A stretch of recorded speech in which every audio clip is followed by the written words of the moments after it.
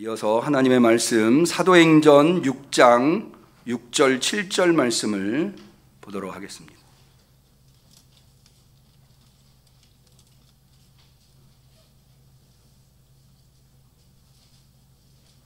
신약성경 196페이지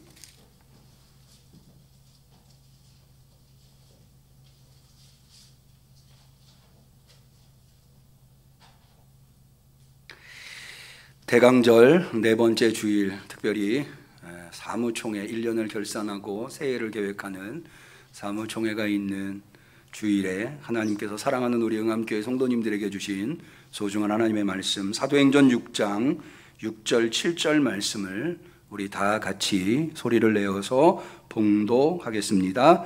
사도들 앞에 세우니 사도들이 기도하고 그들에게 안수하니라. 하나님의 말씀이 점점 왕성하여 예루살렘에 있는 제자의 수가 더 심히 많아지고 허다한 제사장의 무리도 이 도에 복종하니라. 이는 하나님의 말씀입니다. 아멘.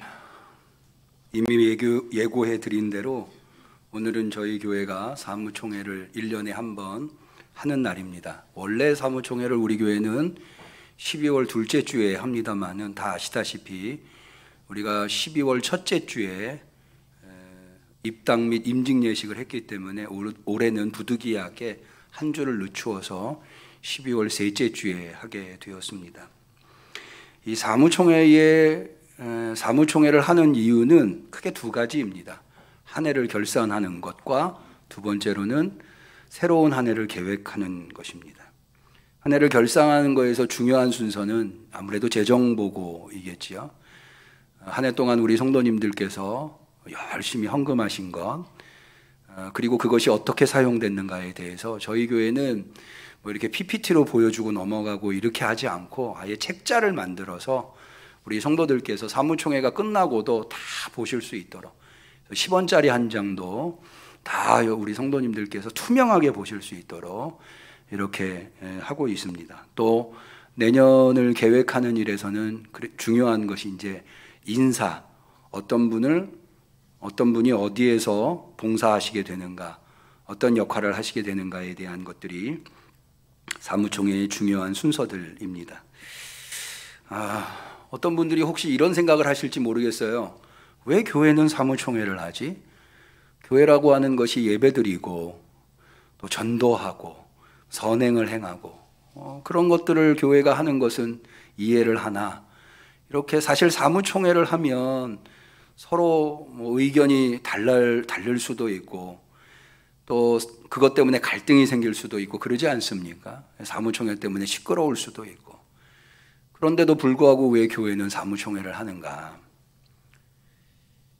그렇게 생각하시는 분이 있을 듯 합니다. 그러나 교회가 사무총회를 하는 것은 초대교회로부터 내려온 전통이라고 할 수가 있습니다. 바로 오늘 우리가 읽은 본문이 그것을 증명해 주고 있는데요. 오늘 우리가 읽은 사도행전 6장은 초대교회, 처음 교회, 최초의 교회, 예루살렘 교회죠. 예루살렘 교회의 사무총회록이 기록되어 있다고 할 수가 있습니다.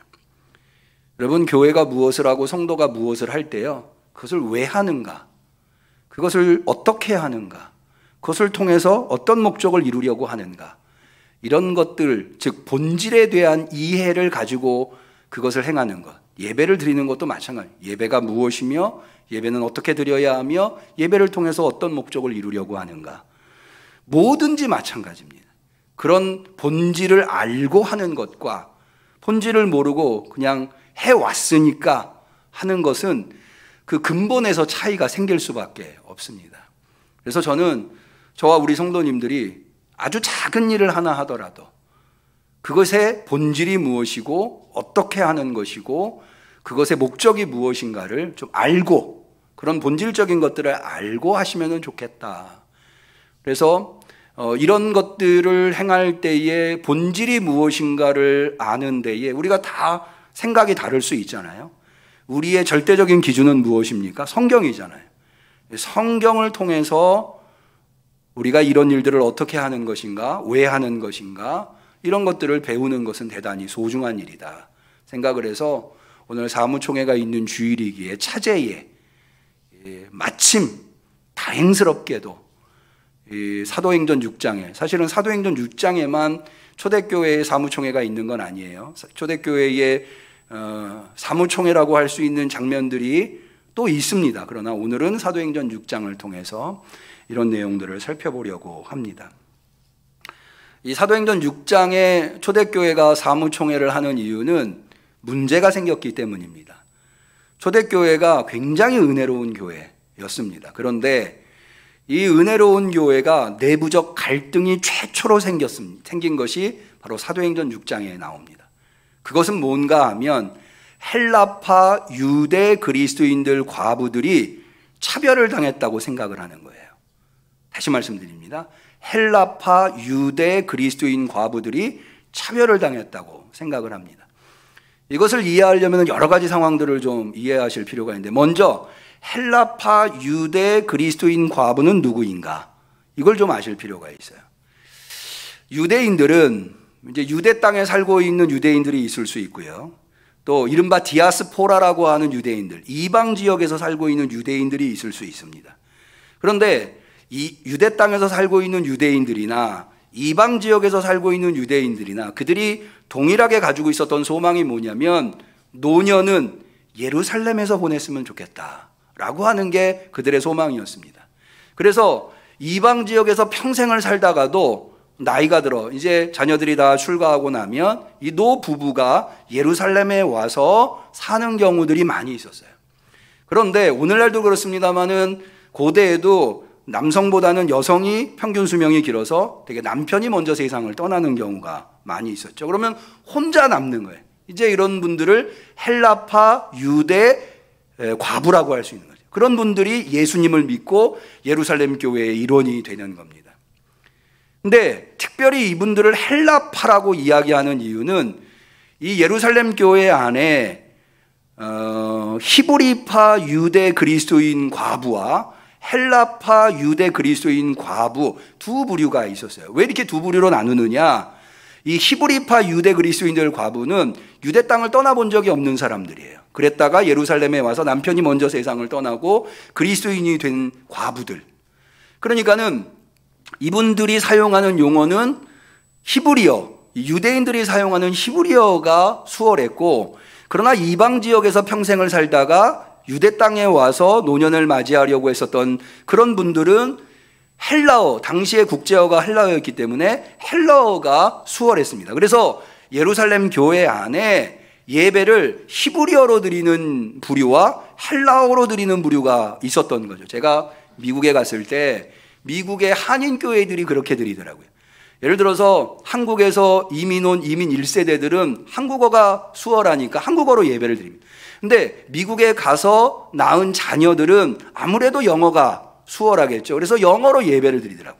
그래서 한국어와 영어로 따로따로 예배를 드리는 현상이 있더라고요. 예루살렘 교회도 마찬가지였던 거예요. 그런데 예루살렘 교회가 오순절날 베드로가 설교함으로써 폭발적으로 부흥을 해서 수많은 과부들이 생겨나게 되었습니다.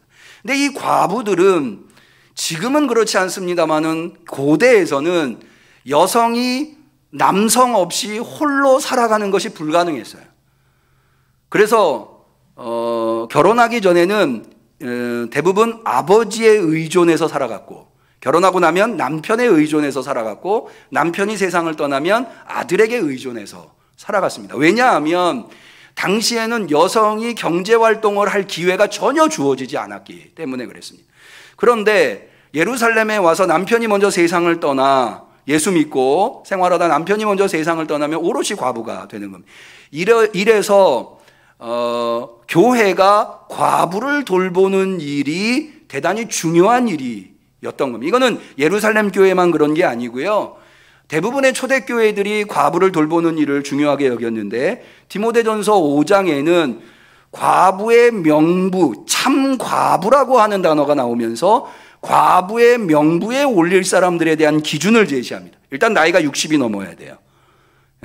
그리고 재혼하면 안 되고 뭐 이런 것들이 있습니다. 그러니까 이런 것 명부에 올린 기준을 제시한다고 하는 것은 뭘 의미하느냐?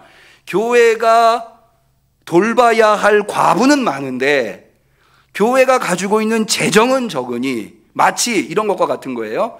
적은 물로 불을 끄는 것과 같다. 그래서 거기에다가 물을 붓고 나면 불이 꺼지는 듯 싶으면 다시 타오르고 이런 거예요. 게다가 예루살렘 교회 같은 경우는 그렇게 부유한 사람들이 많지 않았습니다. 경제적으로 어려웠던 거죠.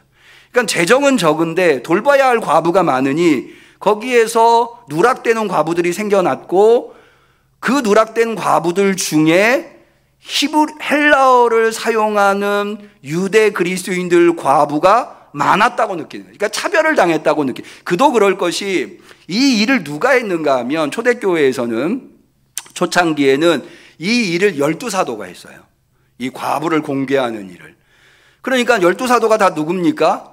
히브리파 유대 그리스도인들이잖아요. 이 12사도들은 다 유대 땅에 살고 있었던 사람들이니까. 그러니까 헬라파 유대 그리스도인 과부들이 이거 나눠주는 일을, 공개하는 일을 사도들 히브리파 유대 그리스도인들이 하니까 상대적으로 차별감을 느낀 거예요. 그럴 수 있죠. 이게 이제 교회 안에 문제가 된 겁니다. 그래서 초대교회가 총회를 엽니다. 우리 한번 6장 1절을 볼까요? 그때에 제자가 더 많아졌는데 초대교회가 폭발적인 부흥을 이룬 거예요. 헬라파 유대인들이 자기의 과부들이 그 매일 구제에 빠짐으로 히브리파 사람을 원망한데, 방금 제가 설명드린 그런 내용이에요. 2절, 그 문제를 해결하기 위해서 예루살렘 초대교회가 어떻게 이 문제를 해결하는가? 12사도가 모든 제자를 불러 이르되, 그러니까는 교회의 총회를 연 거죠. 모든 제자를 부른 거예요. 우리가 사무총회 때 우리 응암교회 정회원을 다 부르듯이 부른 거예요. 그리고는 어떻게 했느냐? 두 번째, 문제를 투명하게 공개합니다. 사실은 이 문제는 예민한 문제일 수 있어요. 왜냐하면 이게 돈 문제거든요. 재정 문제예요. 적은 재정으로 누구를 도울 것이냐라고 하는 문제니까 어떻게 보면 재정 문제, 돈 문제. 돈 문제는 사람들이 다 예민하죠. 그러니까 이 예민한 문제를 사도들은 어떻게 하느냐? 모든 제자를 불러서 투명하게 공개합니다. 이 문제의 본질이 무엇인가? 어디에 문제가 있는가? 이런 것들을 다 이야기를 해요. 그러면서 두 번째로는 어떤 방법을 채택하는가 하면 마땅함이 무엇인가? 마땅함이 무엇인가에 대한 이야기를 합니다. 자, 우리 2절 하반절을 볼까요? 그렇게 불러서 우리가 하나님의 말씀을 제쳐놓고 공개를 일삼는 것이 마땅치 아니하니, 사도들이 모든 제자들한테 그러는 거예요. 앞서 말씀드린 대로 과부를 공개하는 일을 사도들이 했어요. 물론 과부 공개만 하는 것이 아니라 어려운 고아들이랄지 나그네를 공개하는 일까지 다 사도들이 했어요. 왜 그랬는가 하면 여러분이 잘 아시다시피 초대교회는 자기의 것을 자기의 것이라고 생각하지 않고 다 사도들의 발 앞에 내려놓고 나눠 쓸 수 있도록, 그러니까는 그 일을 누가 했느냐? 사도들이 한 거예요. 그런데 처음에는 그 일을 충분히 해낼 수 있었지만 이 초대교회가 폭발적으로 부흥하다 보니까 그 일이 너무 방대해진 거예요. 그러다 보니까 무엇에 소홀해졌어요? 말씀에 봉사하는 일에 소홀해진 거예요. 자, 4절을 다시 볼까요? 사도들이 이렇게 이야기, 우리는 기도하는 것과 말씀 전하는 것을 전무하리라. 그러니까 공개하는 일이 중요하지 않은 것은 아니나 중요하지만, 그러나 사도들 입장에서 마땅한 것은 공개에 치우쳐서 말씀을 소홀히 하는 것보다 공개는 다른 사람들한테 맡기고 사도는 기도하는 일과 말씀 전하는 일에 전무하는 것, 봉사하는 것, 그것이 사도들의 마땅함이라는 거예요. 여러분, 이것이 굉장히 중요해요. 뭐가 중요하냐? 마땅함이 무엇인가를 찾아가는 것. 그래서 우리는 본질을 알아야 돼요. 교회가 무엇이고 성도가 무엇이고 목회자가 무엇이고 그런 걸 알아야 돼요. 본질이 뭔지를 알아야 돼요. 여러분, 문제를 해결할 때요, 100인이면 100가지의 방법이 나와요. 생각이 다 다르니까. 그러면 누구의 생각대로 할 거예요? 누구 한 사람의 생각대로 할 수 없죠. 그런데 교회에는 뭐가 있어요? 절대 진리가 있잖아요. 뭐예요? 성경이에요. 성경이 우리한테 뭐라고 가르쳐주고 있는가? 그게 우리의 마땅함이에요. 그래서 우리는 말씀을 배워야 되는 거예요. 말씀을 알아야 되는 거예요. 우리는 교회가 무엇인가에 대해서 백인이면 백색으로 이야기할 수 있어요. 성도가 무엇인가에 대해서 백인이면 백색으로 이야기할 수 있어요. 그러나 우리는 다 뭐에 맞추어져야 하는가 하면 성경이 교회를 뭐라고 하는가, 성경이 목회자를 뭐라고 하며 성경이 성도를 뭐라고 하는가, 여기에 맞춰져야 돼요. 그 마땅함이 기초가 되어서 문제를 해결해야 성도들이 한마음 한뜻이 될 수 있는 거지, 그렇지 않고 인간적인 방법, 효율적인 방법, 세상적인 방법, 이런 거 찾아가다 보면 거기에 균열이 생기게 되는 거예요.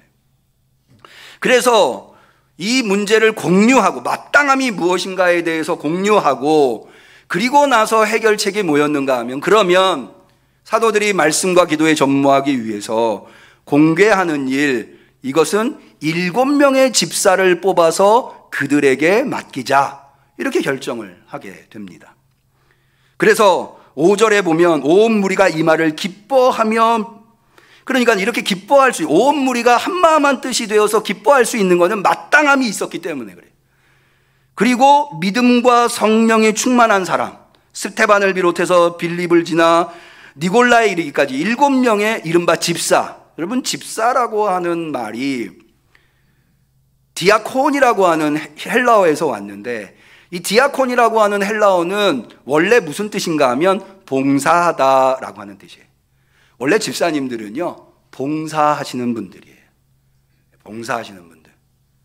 구제하는 일을 하거나 교회에서 누군가를 어려운 일을 섬기는 일을 한다거나, 그럼 봉사하는 일. 그래서 7명의 집사를 뽑아서 그들을 사도 앞에 세우고 기도하고 안수해서 7명의 집사를 세웁니다. 그러니까 오늘의 기준으로 보자면 7명의 집사는 안수 집사인 셈인 거죠.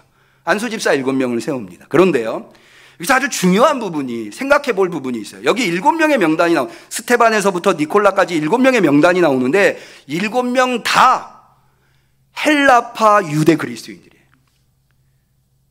만약 여러분들이 이 문제 앞에서 문제 해결을 위해서, 그래, 사도들이 말씀과 기도에 전무하기 위해서 공개하는 일, 과부들을 공개하는 일은 따로 사람을 세워서 그들에게 맡기자 하면은 히브리파 유대 그리스도인과 헬라파 유대 그리스도인들 몇 명씩을 세우겠어요? 저라면은 3명, 3명씩 세우겠어요. 그래야지 차별이 없을 것 아닙니까? 그런데 초대교회는 그렇게 하지 않아요. 초대교회는 7명 다 헬라파 유대 그리스도인들을 세워요. 이유가 뭘까요? 이유가, 저는요, 최근에 공평하지 않아도 정의로울 수 있다고 하는 것을 배운 적이 있어요. 공평해야 정의롭다고 우리는 생각하잖아요. 근데 공평하지 않았는데도 정의로울 수 있는 것이 있구나. 그게 뭐냐면 건강보험료. 여러분, 건강보험료를 보면 재산이 많은 부자들이 보험료를 많이 내시죠. 재산이 없는 가난하신 분들이 보험료 적게 내요. 누가 더 병원에 자주 갑니까? 사실은 부자분들은 좋은 거 드시고 늘 건강관리 하시니까 병원 갈 일 별로 없어요. 가난하신 분들은 좋은 음식을 드실 기회가 별로 없으니까 몸이 아프실 경우가 많죠. 병원에 자주 갑니다. 자, 그러면 부자들은 보험료도 많이 내면서 병원도 안 가는데 보험료는 많이 내요. 가난하신 분들은 보험료는 적게 내는데 병원은 많이 내요. 공평합니까? 어떻게 보면 공평하지 않다고 볼 수 있죠. 근데 정의롭습니까? 정의로워요. 그렇더라고요. 때로는 우리가 수를 맞추는 것을 넘어서서 생각할 필요가 있어요. 저는 초대교회의 위대함이 여기 있다고 봐요. 초대교회가 위대한 것은 기적이 일상처럼 발생했기 때문이 아니라, 거기에 위대한 사도들이 있었기 때문이 아니라, 자 보세요. 헬라파 유대인들이 자신들이 차별을 당했다고 생각했어요. 마음에 상처를 입은 거예요. 그들의 상처를 감싸주기 위해서 7명 모두 헬라파 유대 그리스도인들 집사로 세우는 거예요. 물론 이렇게 하면서 히브리파 유대 그리스도인들이 차별을 받았다고 이야기할 수 있어요. 그런데 사실은 이분들이 초대교회 안에서 다수를 이뤄요. 그러니까 양보한 거예요. 왜 양보해요? 마땅히 내가 얻을 수 있는 권한을 왜 양보합니까? 그들의 상처를 어루만져 주기 위해서. 저는 이게 바로 초대교회의 위대함이라고 봐요. 여러분, 이러기 쉬운 줄 아세요? 이거 대단히 어려워요. 자기의 마땅히 누릴 수 있는 권한을 포기해서 그 사람의 상처를 어루만져 주는 것, 이거 쉬운 일 아니에요. 저는 초대교회가 위대한 교회가 될 수 있고 온 세계의 뿌리가 되는 교회가 될 수 있었던 것은 바로 이런 결정을 할 수 있는 교회였기 때문이다 라고 저는 생각을 해요. 이런 결정을 하고 났더니 어떤 현상이 이루어지느냐. 자, 우리가 오늘 읽었죠? 7절을 한번 볼까요? 하나님의 말씀이 점점 왕성하여. 말씀이 왕성해져요. 어느 정도로 왕성해졌냐. 예루살렘에 있는 제자의 수가 더 힘이 많아지고 우리 응암교회가 그렇게 되기를 축원합니다. 그런데 복음이 왕성하여 제자들이 많아지는데 심지어 누구까지도 거기 제자로 있었느냐? 제사장의 무리도 이 도에 복종했다. 여기 제사장 누굽니까? 그리스도인들 아니에요. 유대교인들. 더군다나 예루살렘의 제사장들이에요. 이 사람들은 유대교에 대한 프라이드가 대단한 사람들이에요. 유대교의 우두머리라고 볼 수가 있어요. 그런데 그 사람들이 사무총회를, 초대교회가 발생한 문제를 이렇게 해결하고 났더니 그들조차도 복음에 순종했다는 거예요. 저는요, 왜 오늘날 세상이 복음을 거부할까? 여러 가지로 진단해 볼 수 있어요. 그러나 저는 그 근본에는 교회의 문제가 있다. 성도의 문제가 있다. 교회조차도, 성도들조차도 복음에 순종하지 않는 거예요. 복음이 진리라고 말하면서, 복음이 하나님의 말씀이라고 말하면서, 복음만이 생명을 구원할 수 있다고 말하면서도 그 복음 앞에 순종하지 않는 거예요. 자기 사리사욕 챙기고, 자기 이익 챙기고, 자기 욕심 부리고, 복음은 뒷전인 거죠. 아니, 복음을 진리라고 믿고 있는 사람들조차도 복음에 순종하지 않는데 세상이 그들이 복음을 받아들이겠습니까? 먼저 우리가 복음에 순종해야 돼. 먼저 복음에 복종해야 돼. 복음에 무릎 꿇어야 돼요. 그러할 때 세상이 교회를 인정해 주는 거예요. 그러할 때에 우리가 복음을 전할 때에 복음의 진실성이 있는 거예요. 우리 응암교회 그렇게 되기를 축원합니다. 저는 사도행전에 이 말씀이 있다고, 이게 사도행전의 최초의 사무총회예요. 어떻게 보면 교회 역사 속에 최초의 사무총회록이다, 이렇게 얘기할 수 있어요. 왜 사도행전의 저자는 복음이 전파되는 것에 대한 이야기만 다루지 않고 사무총회록을 여기에다 기록했을까요? 여러분, 사도행전은 복음이 어떻게 진보했는가에 대한 기록이에요. 초대교회의 역사가 어떻게 시작되었고 어떻게 역사 속에 자리 잡았는가에 대한 기록이에요. 그런데요, 그렇게 복음이 진보하고 복음이 부흥하고 복음이 세상을 바꾸어 놓는 일에 예배드리고 말씀 나누고 기도하고 찬양하고 전도하는 것도 중요하지만 뭐도 중요하다? 사무총회도 중요하다.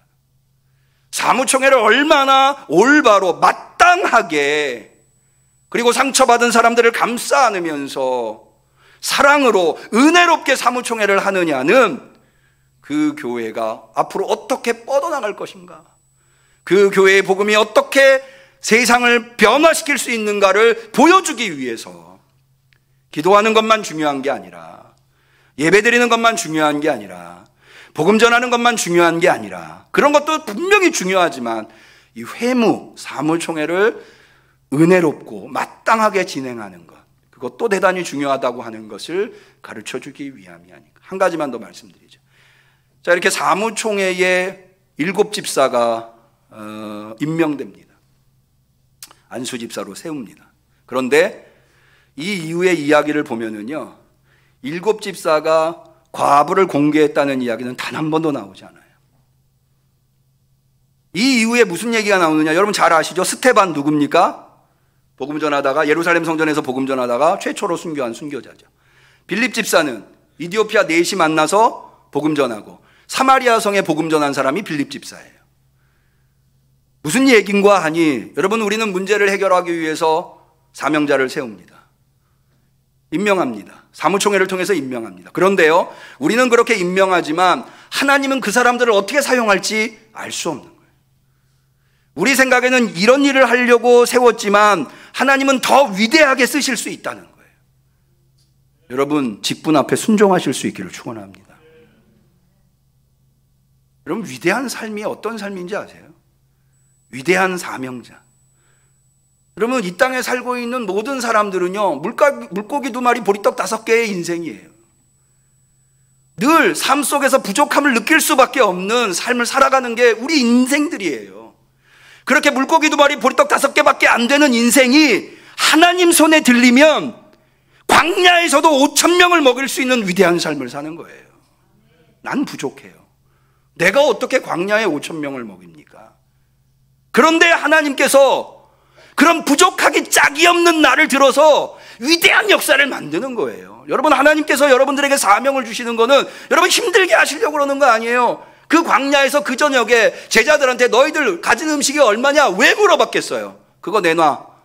내가 먹게. 그러려고 그러신 거예요? 아니에요. 그들이 가지고 있는 물고기 2마리 보리떡 5개 너무나 하찮은 거지만 그것을 위대하게 사용하시려고 그러는 거예요. 우리가 해야 할 건 뭐예요? 헌신하는 거예요. 충성하는 거예요. 예, 주님이 주신 직분 내 힘과 내 능력으로는 감당할 수 없으나 하나님이 나를 선택해 주시니 감사합니다. 내가 최선을 다하겠습니다. 그렇게 헌신하고 그렇게 하나님의 말씀 앞에 순종하면 하나님이 그를 들어서 위대한 삶을 살아갈 수 있도록 만들어 주시는 그런 좋은 하나님인 줄로 믿으시기를 축원합니다.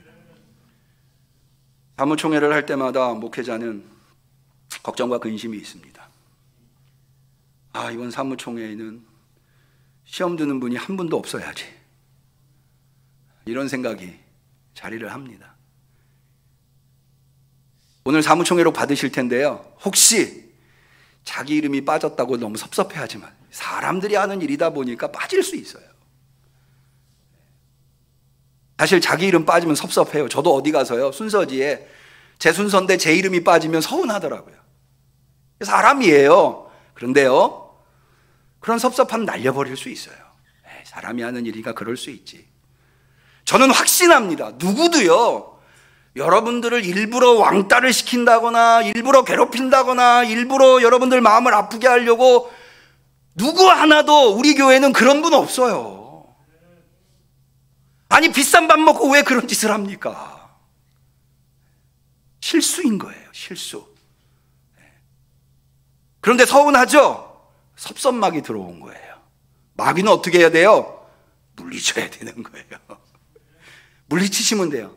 서운함이 들어오면 내가 지금 섭섭막이 들어왔나 보다. 이겨야 되겠다. 할렐루야. 그러시면 되는 거예요.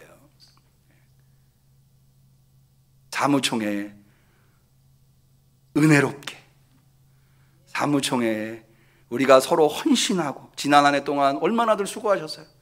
지난 한 해는 정말 우리 앞서 이현목 장로님 대표기도 하셨지만 정말 힘든 한 해였지만 기쁨이 넘치는 한 해였어요. 목사님들마다 저한테 그래요. 아니, 이 어려운 시국에 어떻게 이렇게 성전을 잘 졌냐고. 제 동기 목사님이 삼성 지역에서 목회를 하시는데 그분도 한 6, 7년 전에 교회를, 친구가 저한테 그래요. 남 목사 대단하네. 우리 교회는 날림으로 졌는데 건축위원장님 설명하는 거 보니까 교회 지대로 지셨네. 그러시더라고요. 제가 대단한 게 아니에요. 우리 성도들이 대단한 거예요. 하나님이 대단하신 거죠. 할렐루야. 너무나 수고 많으셨어요. 감사하는 사무총회가 될 수 있었으면 좋겠어요. 더 나아가서 비전을 하나. 내년이 얼마나 소중합니까? 이제 사무총회로 받아보시면 알겠지만 내년도의 표어가, 올해 표어는 온전하라잖아요. 내년도 표어는 충만하라예요. 그래서 올해 새해는 올해 2021년도 이 한 해의 제목은, 이름은 새성전 건축의 해거든요. 근데 내년도는 새성전 충만의 해예요. 할렐루야.